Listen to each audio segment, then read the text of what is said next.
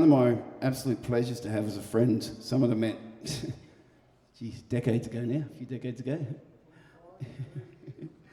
We'll talk about that, but we'll please welcome to the stage Mr. Keith Kerwin, known as everyone in the industry as Stretch. Cheers, folks. Hello. So I can't remember exactly how we met, but we did end up doing a duo together for a while. And then after that, Stretch introduced me to his son Az, who played in my band. And Ange and I toured around with Az for quite some time. And but as a kid, I used to go to, I remember Manhattan's across from the Roxy, watching John English and the Foster Brothers play there. I remember seeing you play with Renee Gayer. Can't remember what venue that was. But mate, who were some of the, besides John and Renee, you had Marshall Hines, who else did you work with the Foster Brothers? Oh, well, yes, the Foster Brothers with John English, Renee Gayer at one stage, sad, R.I.P., both of them. Doug Parkinson I worked with many, many times. Jeff St. John. I toured for a year with Norman Gunston, of all people. And many more, yeah, Marshall Hines. I go all the way back to Cold Jaw and the bandstand kind of era. I backed Johnny O'Keefe back in, 1968 or something like that. So yeah. So mate, you came, locally you had the Avengers. Yeah. Right? And what's the band before the Avengers? Before the Avengers was the Capital Show Band, and I have Warren, the singer, over there in the corner. In the white shirt over there, Warren. Yeah. So mate, what was the circuit like in those days? What was it like playing around Brizzy? Well, very different to these days, in the 60s starting out was there was these little, there was these places called the Bowl and the Scene and the Red Orb, and which was a blues club, and the St George Club, and all of that. Later on, it became more of in the 70s. Was the show band and residency kind of gig where you played 5-6 nights a week, at somewhere like Checkers or Whiskey A Go-Go or the top of Lennon's, 30th floor of Lennon's was a gig, and the top of the State, which was then the SGIO building, and you had to make a living, so it was all about. It was a big training ground. You had to learn to kind of read charts, and the floor show acts came up from Melbourne and Sydney and everywhere else, and you got, if you were lucky, you got a rehearsal, but most of the time it was like them walking in with a book of charts and dropping them in front of you, and a talk through. So and you learned on the spot. Fortunately, most of them sang most of the same songs, but they'd be probably in different keys. I mean, every big ballad was My Way, and usually the introductory song would be something like, dun dun dun dun dun dun dun dun dun. I've forgotten the name of the damn thing, but everybody did it. Or there was, I Got the Music in Me, and all of that stuff, and so and the other end of the stick was that the band. Like I played with a band called Everton Park at Checkers for a year or a couple of years, and then the top of Lennon's I was with a band called Kabisa, and it was all at the time the new Stevie Wonder songs and all of that world, So mate, when you came out of that background, and I think you take this the right way, because I know people don't like comparing to other people, but a lot of my friends, when they talk about your guitar playing, it's like the Eric Clapton of Australia. You had that feel about your playing.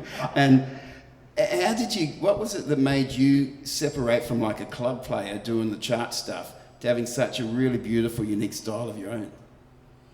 Oh, well, thank you. I wasn't aware that I'm not really, talk to most of my friends, they're like, oh, Stretch has that feel like Clapton. It's just so good. Yeah, well, he was an idol, and all of that, and that kind of, I guess, emerged from the Red Orb, which was down near Centennial Park on the way into the valley. It was a basement gig, and it was a blues gig. That's what the gig was, and blues and soul. When I was working with Warren, we were in the Capitol Show Band. We were probably more labelled as a soul band. We had a fairly good keyboard player at the time who and it was like the Booker T and the MGs kind of world, and Sam and Dave. And But what was the feed? Because you look at young players today, in our style of music, they've really got 5, 6, 7 decades to draw on that stuff. Back in the 60s and 70s, it was really just it was new. It was all brand new. Yeah, there was no internet, of course, or anything like that. We got our news from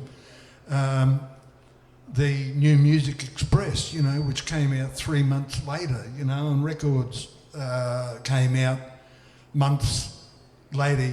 Or there was a shop near the corner of Queen and Edward Street called what was it called, Warren? The Record Bar or something.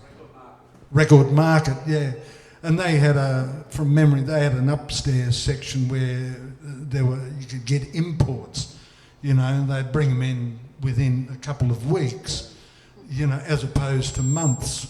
I don't know what to say about my guitar style in the sense that we were just listening and learning and playing and absorbing everything I could. We could. I'll include everybody. I remember a revelation at the time for guitar players. There was a music shop near the Gabba called Ford's, and before that it was Parlings in Queen Street, and as guitar players we were struggling with the only talking technical for a minute. There weren't such things as guitar pedals or fuzz boxes or any of that stuff, so we had to. I remember the strings were always heavy gauge. We could only get these Gibson Sonomatics, and they were like 54 to 12 or something. Talking technical, that's the gauge of the string, and the thickness of them. And a 54 or a 56 is like a bass string, and but I remember seeing the Purple Hearts, a band called the Purple Hearts, and a great guitar player by the name of Lobby Lloyd, and I mentioned Fords, and I got to meet Lobby at one stage. They used to have a jam session on Saturday afternoons. Excuse me, and talking to Lobby and having seen him play with the Purple Hearts and watching him and bending strings, and you go home and how the hell does this happen, Anyhow, I got to talk to him one day at this jam session in the basement of Forge, and basically it was like, give me the secret, and he told me, well, you buy a set of Sonomatics, and you buy a banjo string, like a 9-gauge banjo string. You throw the bottom heavy E away, and you put the fifth string on the bass string, and then the top note you put the banjo string, and then all of a sudden we had light gauge strings. So wham, you could, bend the strings. You learnt. I bet no one's told that story. Bet no one's told that story. There you go. Yeah. Well, funnily enough, it has been told. I was just watching an interview with Hank Marvin of the Shadows just the other day, and he mentioned a similar thing, and I went, oh yeah, right. So, mate, what took you then from playing that level with the clubs? I mean, along the way, I remember you saying you got stoned with Thorpe somewhere. Was that one? Thanks. Yeah, that was later on. Oh, okay. Yeah, in a different circumstance. Yeah, but what took you from like the club thing then to being in acts that were travelling Europe, travelling the world doing stuff? What was that transition? Oh well, just having thought back on it. In some ways, I think I was a kind of a quiet guy, but I had more ambition than I actually realised within myself, And after a few years of playing those clubs and all of that, I have to rewind back a bit in the sense that I didn't really know what songwriting was. I was so involved in listening to Clapton and Jeff Beck and Jimmy Page and all of these, great guitar players and all of that, and George Harrison, of course, and the Beatles. The penny didn't quite drop for me that there was this songwriting thing, and when I was in the late 60s, when I was working with Warren and the Capital Show Band, and we played, you went through the whole gamut, we played mostly soul and all of that, and so the guitar influence at that stage was a guy called Steve Cropper, and we were doing these Booker T's and Booker T and the MG songs, and that was a cleaner sound and all of that. Later on, when I was with the Brisbane Avengers and they were encouraging us to write songs, and I was, kind of mixing with the guys from the Zoot and the Valentines and the Masters Apprentices, and they're coming out with, the Masters are coming out with 5-10 Man and Turn Your Radio Up and, ding ding ding ding, I've forgotten it, it's an ad now, but the one. And that's the one, yeah. And, eventually the penny dropped, and I'd started noodling and all of that, and then while in this show band mode, I got to work with Doug Parkinson. He came back from England after working in a band called Fanny Adams, and as everybody went to England then, the Twilights and the Bee Gees and da-da-da-da-da. And the original song thing was coming out, and when I was in the Brisbane Avengers, they were encouraging us, and a couple of the guys in the band were working on it, but still the penny didn't drop for me. And then later on, I started noodling and what have you, and then the penny really dropped when I went to Melbourne. I was doing a tour with Doug Parkinson, and we finished the tour, and we finished in Melbourne. And at the time, I decided to stay there, and I was asked to join a band which was called Sanctuary, which was the Renee Gayer's backing band. Only this was without Renee, and they wanted to play their own jazz fusion instrumentals.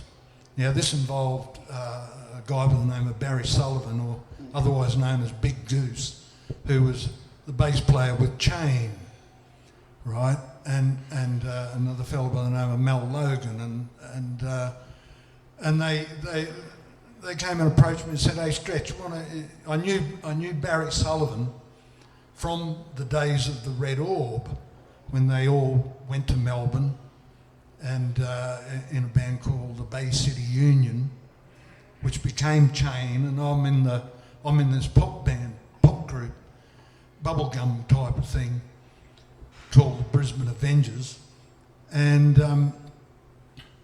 which I liked. I liked all the guys, but I had to leave. I couldn't handle the clothes. It was all chiffon pirate sleeves, and you know, and that whole look, you know, and the bubble had burst by that stage, you know.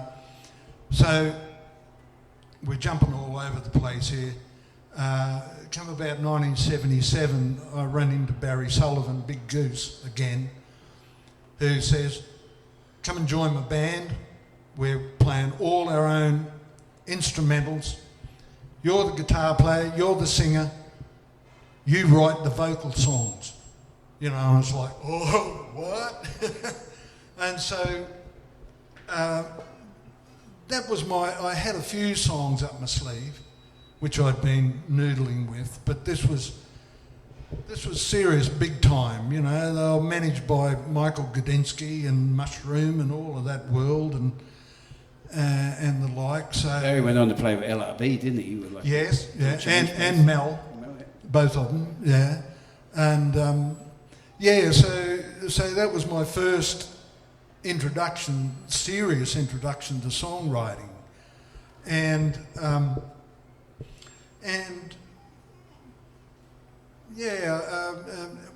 actually there's a live tape coming out soon, and anyhow, we'll talk about that another time. And it also introduced me to a lot of people, and I got a lot of encouragement to write, you know. And did you write with John English? Did you write any tracks with John? Yes, I did. Yeah. Which ones did you write with John? With John, I wrote a song called "Given Time," which came out on his "Some People Have All the Fun" album, and I co-wrote another one with John called "Coming Up," and then there was a follow-up album called "Dark Horses." I wrote a song called "Treated Like a Lady," and another co-write with John called "I Can Do Better Than That." I was a huge fan of Beating the Boards album. Yeah. They played over and over. And you spent a lot of time on the road, obviously, with John. Yeah. I remember you telling me that he wasn't a pretty picture first thing in the morning. No, not if you wake him up and those eyes were like, ah. But anyhow, but he was a lovely bloke, you know. And so I wrote a couple more with John and for him. I wrote a half a dozen songs for Doug Parkinson. I wrote one for Renee Gayer. I've written some for local artists around here. Mind you, all album tracks. I've never written a hit. So I've never written a hit song, you know. But having said that, the difference between a hit song and an album track is generally how the marketing is going at the time with the label and what they're focusing on. It's got nothing to do with the songs. There's so many good songwriters out there who've written great songs, but things just haven't fallen the right way. Mate, as far as like, you know, you've come through, seen the industry from a different time to where it is now, and we'll get you to play a couple of songs in a minute if that's all right, a few songs, but I just wanted to ask you, and one of the things as we do this, I want to get feedback from people who really were the founding fathers of the industry. I was pretty vocal through the COVID time of what's happened to our industry and all that stuff, but that's for me to talk about another time. Not really want to don't whinge about that. But where we are now, what do you see? Do you have any advice or thoughts on what we should be doing to help our industry to grow up and to kind of move forward from where it is now as far as the local industry here goes? That's a big question, but... Yeah, oh man. Well, simply summed up, all I can sum it up is support live music, you know. as you folks are here today. And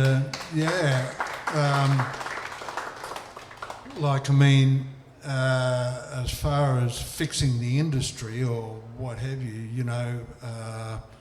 everything's against us in the sense of, well, it's all for us, but at the same time, it kind of works against us with all this streaming and all of that, and everything's so accessible, but it's not worth anything to, the days for some folks who had that luck, made enough money to buy a house, or something, maybe probably talking about the American market there. There's only a few in Australia that got to that point, probably the guys from InXS, probably Farnham, John English, and Marsha Hines and a few of them, but that was, Most artists made a living. It's the days of I was talking about before of the residencies. We only made a living, a weekly wage. It was good, The good times are good and the down times are terrible. You've got to go and hustle for another gig, and all of that stuff. But so I guess thank you very much for your time talking about this stuff too. Oh, pleasure. I want to say personal thank you too for the inspiration. You were watching Wayne, I got to watch you play when you're doing your shows, and then get to work with you. Yeah. And then over the years when we've caught up and I know Angela say the same thing too. It's been really such great to know you. And mate, thank you for your time and doing this, and I hope it's been an interesting chat with everyone, and we just want to bring people like Stretch out of the closet, if you know what I mean, not that closet, and tell his stories.